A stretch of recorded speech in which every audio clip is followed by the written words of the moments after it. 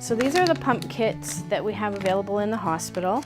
They're $25 a kit, and you just, when your nurse gives it to you, you just have to sign a paper and you will be billed at home for the kits that you purchase.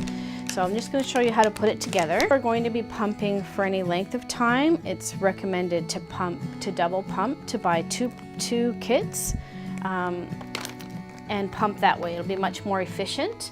So to put the two kits together, you're going to take one end off, the little white piece. You're going to open the little plug here and put the tubing over the outlet. Okay, so there's your two pump kits put together. It gets plugged in here. You make sure that the pump kits, the flanges fit properly over the nipple. So the pump, put it over the nipples, make sure the nipple is right centered into the flange. You are going to turn it on. Now the default settings automatically go to 80 cycles per minute, suction of 1%, and the timer starts. So what you're going to want to do, you can leave the cycles per minute if you like. The suction, when you're initially starting, should be at least, you turn it up by pushing the up arrow, usually around 40 to 50. So this goes up by increments of 10. You can tell that it's working. The little suction cups, the little membranes, will come up when you have a full suction, and the nipple should be drawn into the flange. You should pump for probably, in the beginning, at least 10 minutes, and then increase the length of time that you're pumping. This suction can go all the way up, especially for moms who have been pumping for a long time. You can turn the cycles per minute down if you want.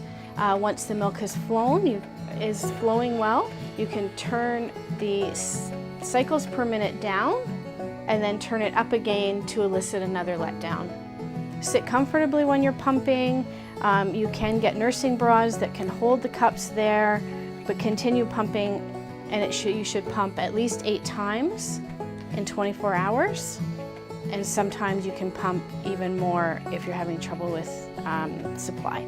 Turn the pump off when you're done, and then take the breast pump kits away from the nipple so that you don't pull the nipple into the flange. So regarding pumping, the need to pump is dependent on how often your baby is breastfeeding, how well your baby is sucking and swallowing, and your milk supply.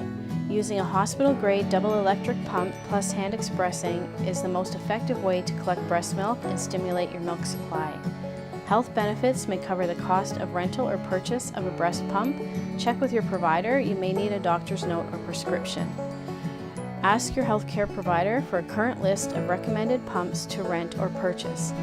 Please note that once a pump is opened, it cannot be returned for a refund.